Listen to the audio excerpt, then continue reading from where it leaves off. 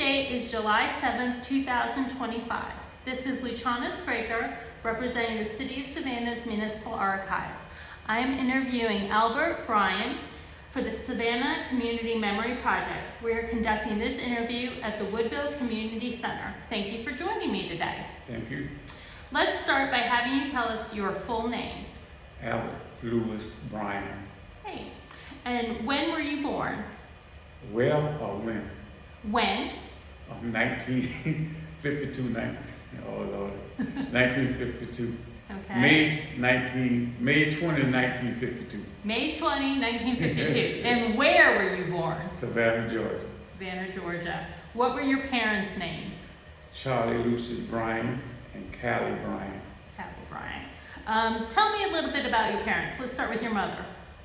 She's from a little town called Wally, Georgia, by Strangeboro, and she was a quiet lady, but when she says something, she mean what she say.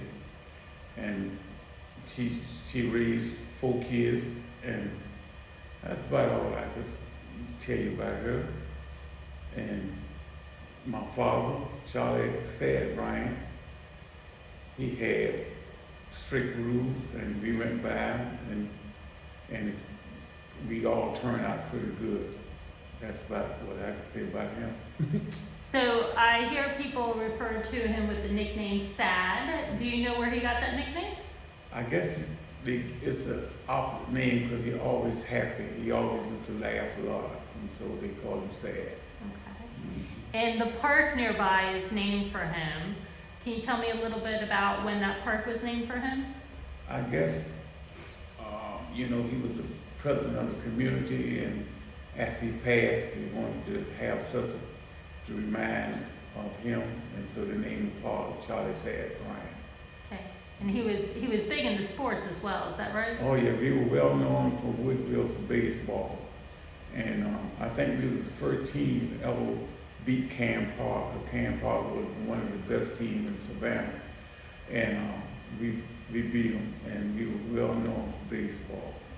We had a lot of football players out of Woodville, went to Tonkin, but we were well known for baseball though. Did you play baseball growing up?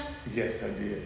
Ever since I remember I was playing baseball, I used to leave Woodville and walk to Yamacraw, and I think I was about 12. And we used to leave Yamacraw, walk to Caton home, and then we used to play on Darren, I think at Darren Bacon Park, off of 52nd Street, and I used to play ball, then Little League, and then I wound up playing PBB, the court league for Woodville, and then I played for Tonkin High. So baseball was my sport. Is your sport? What was your best position? I think I played everything except third base. Okay. Did you grow up in Woodville? Did you live in Woodville the whole time? The whole time I lived in Woodville, yes. What street do you live on? Darwin Street. So just down from where we are right now? Yeah, matter of fact, my house in the corner. In the corner. Where did you go to school when you were growing up? I went to Tonkin Elementary, Scott Junior High, and Tonkin High. Okay. Do you still live in the same house that you lived in the whole time? No, I moved out in 2020. Moved back from where? You said you moved back? No, I moved out. Oh, moved out. Woodville in 2020. We built our house in 1984, and my wife passed in 2016, and I remarried at 2020, and I moved to Winter Forest. Okay. So growing up, who were some of the important community leaders in Woodville? I know my father was a community leader, but we, growing up, we always look up to Mr. Curtis Milton. And we had leaders before him, but I was born in 52, so I really couldn't tell you. But it was Curtis Milton, and Charlie Bryan, and after Charlie Bryan passed, Ms. Walnita Everett was the president. And then due to her, I guess, her religion, church, and stuff she had to do, She stepped down, and then I was president. Tell me a little bit about Curly Milton. What was special about him? He was a real understanding man. If you needed to talk to anybody, you could go to Curly, and he always had the right answer. And he went to New Zion Church, and he was a deacon. He was just a good, fine man. And then I know his daughter was a teacher, and his son was a doctor. And you know, they was well spoken of the neighborhood. Okay. People in Woodville, where would they work typically? Some worked on Schumann, some worked, we just have a company in the back of the center called Hercules Powder Company, and some worked there. And like I say, I was younger, so I really couldn't tell you, because when I got older, I worked at Cornell Can and Stone Container, and they shut down in '98. And so, you know, a lot of people worked at Union Camp. I think it was Union Bag then, and that's about everybody from Woodville usually worked at, you know. Okay. You mentioned Zion Church. What other churches in the neighborhood? Oh, we have plenty of churches in this neighborhood. We got Taylor Chapel AME right up on Darling Street. We got First African Church on Liston Avenue. Either the First World Church, and then we got Corley Temple right down the street from them. We got Little Bryan on Fair Street, New Zion on Fair Street, and we got churches on Wright Street, but I don't know the name of them. But we, Woodville full of churches. For a small community, it sounds like it. Mm-hmm. Are there other, besides the churches, other important community resources? Really, we used to have a city hall on the corner of Fair and Alfred, and they tore that down. And then community meeting was at Taylor Chapel AME. And then after we got the community center built, we moved the meeting to the community center. Mm-hmm. So City Hall, when was that torn down? Ms. Everett, Tyrone probably could tell you, but I don't know. Okay. We never told that. Matter of fact, they used to have Easter Star meeting and everything in that. Eastern Star. Mm-hmm. Okay. Any businesses that you want to mention that either are in Woodville or used to be in Woodville? Shop, little stores, or clubs or anything like that? We used to have the Bell Inn on Darling Street, and later they changed it to the Hideaway, and that was the teenager club. And then we used to have Swiss Market on the corner of Fair and Alfred, and then he moved up to on Bay Street in Kingman, and they used to have a pool hall next to it, but all that tore down and gone down. The Bell Inn Hideaway is closed, and we don't have no club or nothing in Woodville right now. Nothing right now. Mm-hmm. When you were a child growing up, besides baseball, what did kids do for fun? We used to play football, check football, and tackle football in front of the Hideaway Club. And during that time, it was dirt, clay, or whatever. And then this end used to play the upper end on Kingman Avenue. And then sometimes we used to get together, Kingman Avenue and the bottom, we call it the bottom, and we used to play against Rosedale Hill. And we used to have fun. Back in them days, it was just fun. After the game, we shake hands and stuff. I don't think we ever lost though. So that made it fun. Mm-hmm. You mentioned dirt, was it dirt streets then? Dirt street, no lights. No street lights? No. But you had running water. Yeah, we had running water. Mm-hmm. But the street lights was we kind of hate the street lights, because during that time the parents say when the street light come on, you better be home.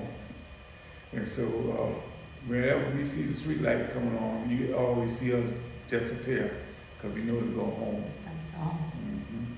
What are the boundaries of Woodville? From the railroad track off of Bay Street back to, I guess, the railroad track going toward Highway 80.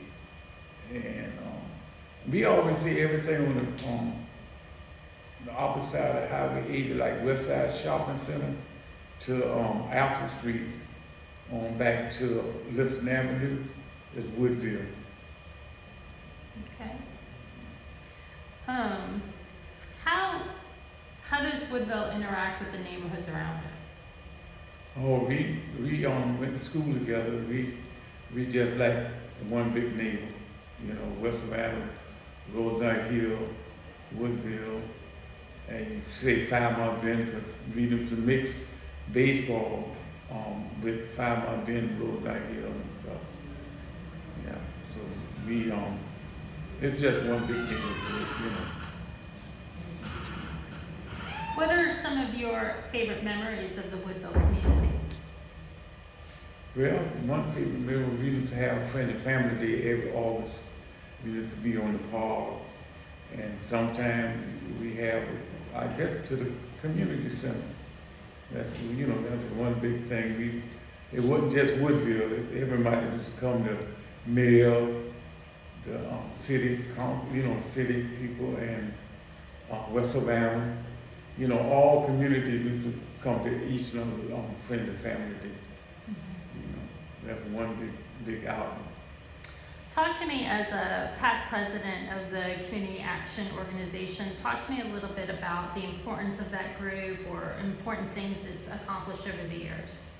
Well, the important thing, the members of the community come and tell you what's wrong, and then you have to get with the city and tell them. And then when we have a meeting, we have the city come, and then we could discuss what they could do, you know, how they could do it and stuff. So, you know, we had pretty good meetings with the fire trucks and police and mayor, and most important people come to our meeting, you know. So that's about how we get stuff done. So how, somebody who, you know, was raised in Woodville and has lived here most of your life, how have you seen Woodville change over the years? Well, you don't hear too much violent stuff going on in Woodville. It's just a neighbor looking out for a neighbor. And I think we still do that today. You know, back in the old days, you take a village to raise somebody. In Woodville, I think still do that right now today. Although we have new people move in, but we invite them just like they were here all the time. So that's how we take care of Woodville. 50 years from now, what do you want people to know about this area today? Well, it's still a non-violent place, and you know, it's a good place to live.